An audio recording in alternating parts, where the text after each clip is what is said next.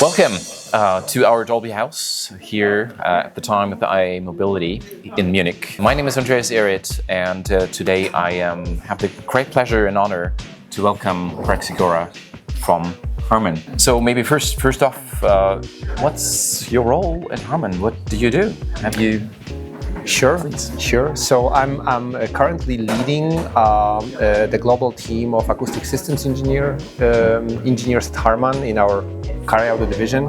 So basically everything you hear in the car, it's a job of my team. So we are working with our brands, defining the system architectures, speakers, hardware, software, then working with our engineering teams to make sure that the system is implemented according to our brand's vision and what the customer wants. And then the final stage is the sound tuning, where we actually bring the experience out of the components, and then deliver the musical message to our customers. So that's beautiful. A mix of engineering and art. Okay, exactly. So that's a global role. That means you're traveling a lot to meet all those customers and your teams. And it's always a pleasure to see how we are working in different regions and what kind of different needs customers have in Asia comparing to Europe and US. That's really fascinating. Okay. Wow. Very cool. So you've been with Harman for how long?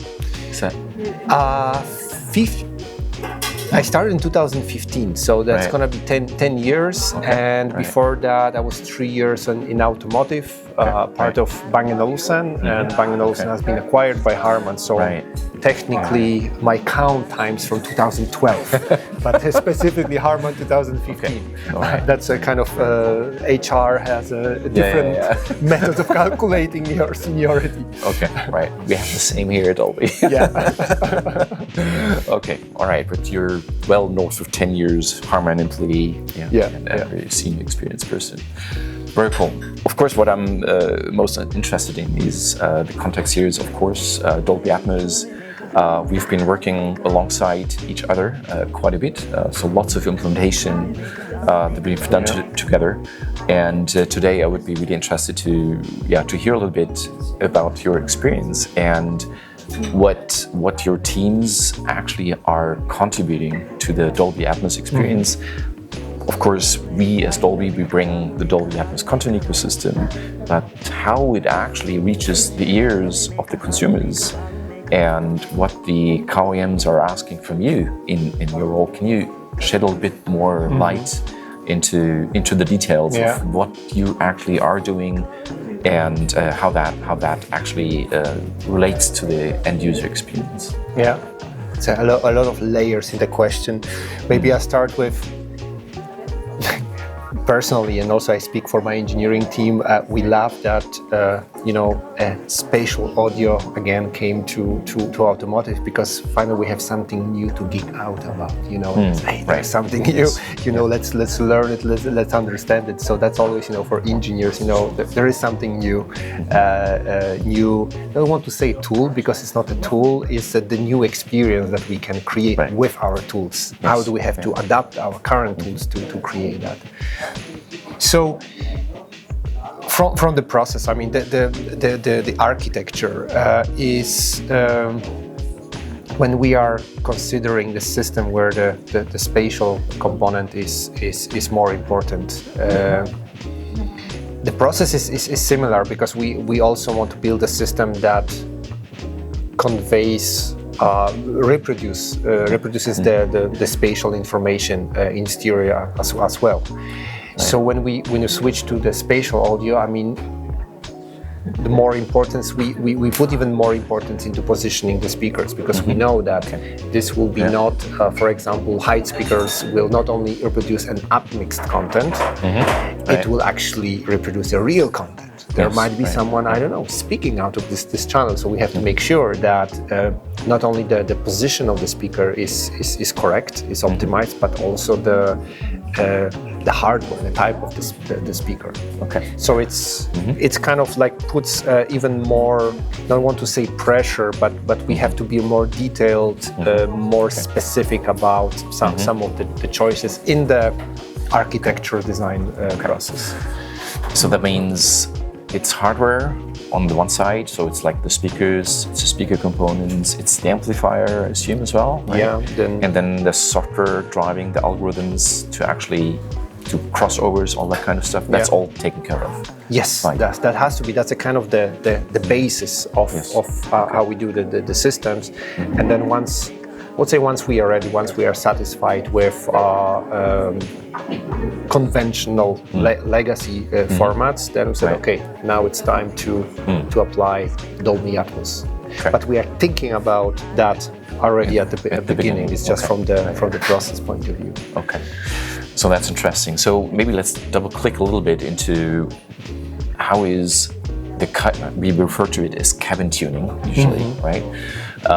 How is the cabin tuning for Dolby Atmos different than for stereo? You've been doing cabin tuning with lots of speakers in the car for a really long time. You're probably the company has done it the longest time.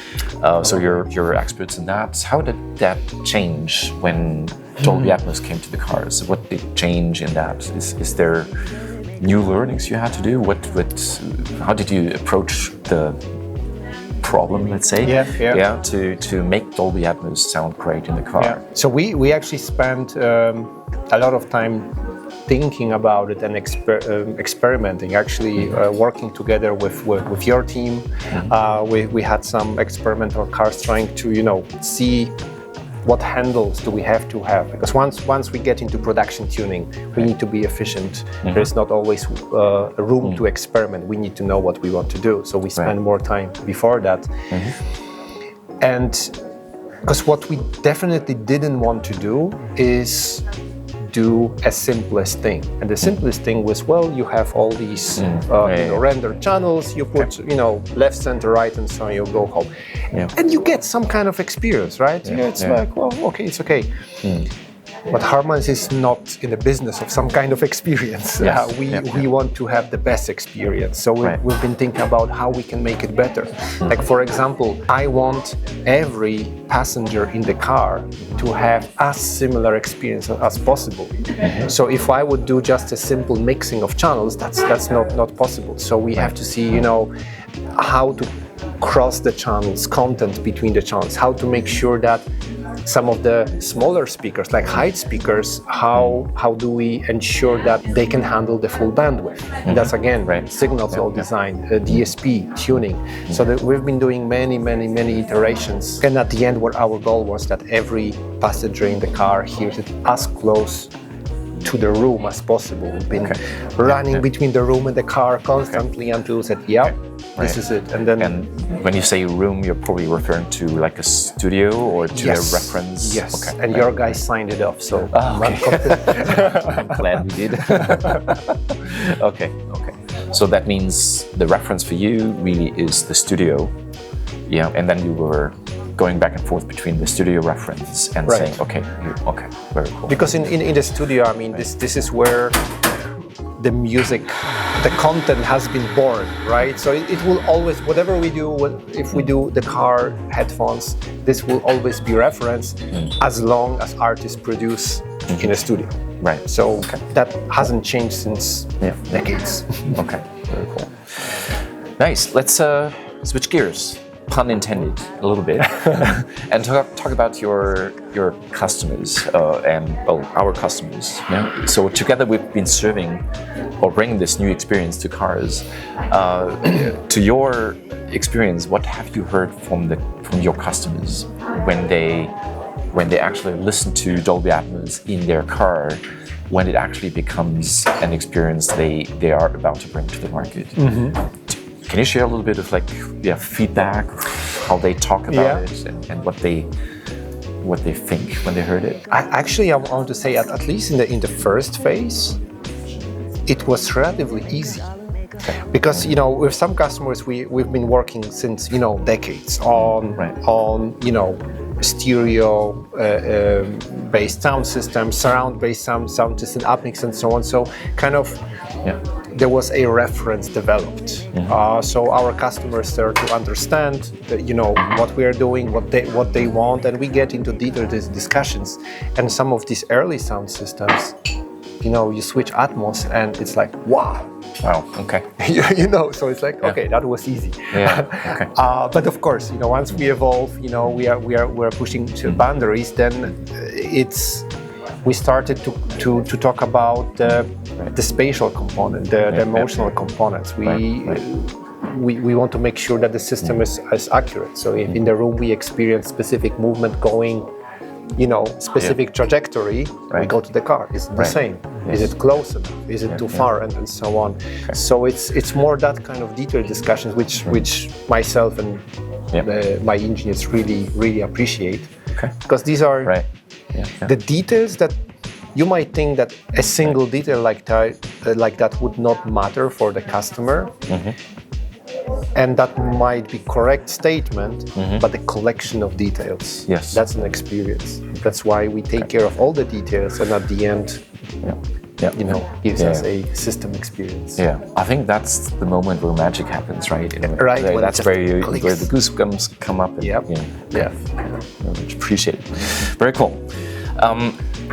Maybe still talking about customers a little bit, and then I got a pretty good understanding of what your customers are looking for, right? So they're looking for your expertise to make it those magic moments, to be the solving the difficult problem to make cars sound good. Now, what is there maybe differences in expectations across customers? Because you're serving so many customers, did you observe differences of that? Certain customers, let's say, have a certain school of how they want to have the sound created. Is there differences in schools between, let's say, European, American, Chinese customers, Asia, Indian customers? Is there differences? It has been, at least to an extent, answered by research that Harman did, was at the time led by Sean Olive, and he actually asked the same question: do people have different preference, at least for the spectral part? And I believe he tested several hundred listeners from different cultures, age groups, and so on. So it's a kind of good statistical mix, so to speak. Right. Well, and he found out that majority, I believe, what I'm just quoting from memory, 70% of the listeners agreed that a specific balance is something that is preferred. Okay. So from this purely kind of scientific point of view, it kind of makes sense that we agree on what a good sound quality is, because we experience real sounds around us, so we all have the same reference. We might experience certain things differently, but at the end the reference is the same. So if we are distorting that too much in the system, it will be perceived as a distortion. But now the habits are different. Listening habits are different. So for example, in US, we see that people listen generally louder. Driving with windows open sometimes, and they want their neighbors to know that I really have an awesome sound system. So there's more sun, probably. Exactly. That's right. So the habits are different. And whereas for example, in Japan, people are more respectful to each other. They don't listen so loud at home. The car might be the only place where they want to place louder. So the objective preference is not different, but how they consume content. I don't like this expression, but that's what it is. How they consume content is different. And this is reflected in a way, to some degree, how we build the architectures. And also how we tune cars, but it's still it's a very fine balance, because there is something that is just objectively right. Then we have our brand dictates a lot of choices that we make. So there is this brand experience part, and then of course we have our customer and the culture. So it's all balancing in that cloud of possibilities without going to any direction too much. So this 70% you quoted earlier, those are like almost independent from the cultural context. Yes. 70%, yes, exactly. There is no difference between the cultures. When it comes to very objective perception of general sound quality in terms of like temporal, spectral. Okay, right. Cool. Very good. I'll learn something. What would be cool. Excellent is to know if there are different precedents for spatial. Yeah. Okay. This is unanswered questions, I believe. So research opportunity. There's a new research area here. Yeah. Yes. Yeah. Okay. Beautiful. Going into yet another direction, we brought Dolby Atmos to cars around about 5 years ago. We started our journey. We're now at a very different position, right? So it's broadly adapted. It's broadly adopted across branded audio systems. Really, the main use case we saw was music. Yeah, that's what we started with. That's what we started. Yeah, but of course now we're at a different space, right? So I was wondering, do you also hear from your customers or from your own observation in the industry? Are there opportunities with Dolby Atmos beyond music? Yeah. Do you see any? Which ones do you see? Which ones resonate? I mean, I can speak from my own experience. Especially having an electric car, you have to spend some time on the road charging the car. Right. What do you do when you charge the car? I mean, I watch movies. Catching up on movies that you know, and I know I can crank up my systems because there is usually no one around. Something I cannot always do at home. Yeah. Right. So having a possibility to watch the movies in Atmos, I mean, that would be great. Another great example, I'm also listening to our audiobooks. Okay. And I mean, most of it right now is a monophonic experience these days, which is enough for content, right? But if we would be able to expand that, in a spatial format, then I mean the whole story is more engaging. So I would definitely, even looking at my habits, the way I use my sound system. It's not only music. Music is there. It's a shared part. There's definitely audiobooks. Yes. And right now added movies. So elevating that experience with spatial audio, with Atmos. I believe that's what market needs. Okay, beautiful. Yeah, I can show you a few of my favorites audiobooks in Dolby Atmos later. Great, it's amazing production. So yeah, great, very cool, nice. Okay, very good. Yet another question. We've been both working on sound in cars, and arguably, I would say, well, we've probably changed the industry now with the Dolby Atmos experiences in cars, but there is still problems to solve for a great media experience in cars. Out of your work that you're currently doing together with your engineers, your customers, what are some of those problems that come to mind where we say, oh, you're still investing into solving this or that, right? So what are opportunities for an even better experience? Where do you think we need to, as an industry, really also spend attention and our put our minds on? So there is a kind of a class of problems. I would call them traditional problems that we always had in car audio, like finding the room for speakers, especially larger speakers, subwoofer and woofers. Whatever we do, if we want to create an emotional sound experience, we need to have those low frequencies. There is just no way around it. And low frequencies, big speakers require volume, or I mean, there are different solutions. But it's this negotiation with our customers to make sure that we can package subwoofers, woofers, and other speakers in the right locations. So you can have the greatest quality speakers, amplifier, DSP, content. If your speakers are not in the right location, then you will not create a high-end experience at the end. So this is the stuff we are, kind of daily working on. We are advancing, for example, through our simulations, so we don't have to build prototypes anymore to evaluate. We're doing a majority of work right now in the virtual domain, and I don't believe this will ever go away. I mean, there is a real estate around car. Everyone wants to take it, and that's fine. So kind of this is the class of problems, daily challenges, known challenges. Yes, right. But the another class of problems and at the same time opportunities emerges is there is a demand for more experiences, features, experiences, or experiences supported by features. There is more and more demand for that, and with the increase of computational power that we have in cars, new experiences like Dolby Atmos, at some point it becomes overwhelming for our customers. Oh, I have this feature, oh that's good, I have this, I have that, different settings and so on. To figure it out how everything plays with each other, so it creates a logical, natural experience. This is something we are investing right now at Harman to essentially hide the technology. The technology needs to support your experience. So this is. So it's I don't think it can be solved. Convenience and simple access, right? Exactly.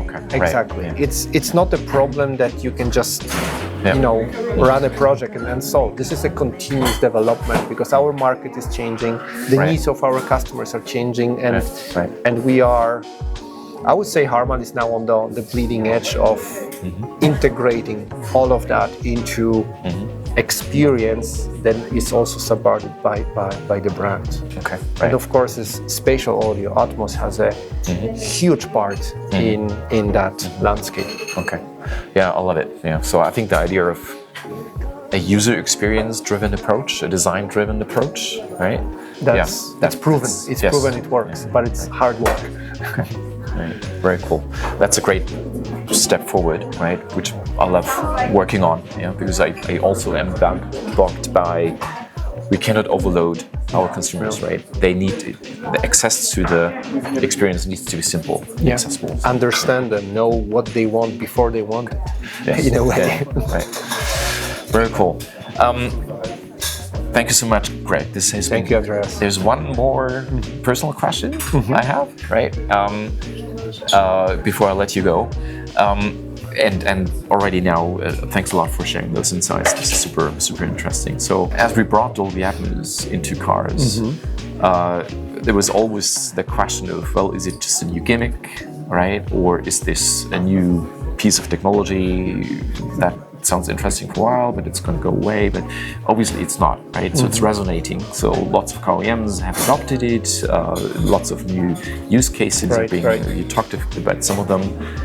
Now, what was the moment for you where you said, oh, Greg, now I understand, we really have to understand it better and invest and go forward? Was there such a moment where you had this aha moment? I remember my audio engineering studio days. It was actually happened where there was a lot of talk, a lot of development, 5.1, the classic channel format based and so on. And as engineers, we were all hoping that, or maybe it will be adopted by the industry, like by consumer, because it was such a seeing, having this production, I could experience with artists in the studio this fantastic, surround sound, and I really just wanted to share it with anyone. I just couldn't. There were very few places where you could sometimes just reproduce it, and not even talking about accurate reproduction. So I felt it's like there is something there, but maybe we are not ready for that. And these attempts actually happened in 70s and then to 2000s and so on. So I was actually a little sad, inside that there is more that people can experience. We are not ready yet. And then I remember where we started, engaging. Atmos became, we had more and more content. We started working on the first demo car. We sat in the room, and again, great experience and so on. And finally, we nailed the first kind of reference experience, what we wanted, working together with Dolby engineers. I went from the room to the car. The experience was great, but when I realized I don't need to have any clunky device, DVD or whatnot, I can stream it from my phone. This is it. I mean, this is exactly, the whole combination, the ecosystem that is happening, and it's so easily accessible. Then I say, I think this time we're gonna make it. Yes. Right. Beautiful. Well, thanks so much.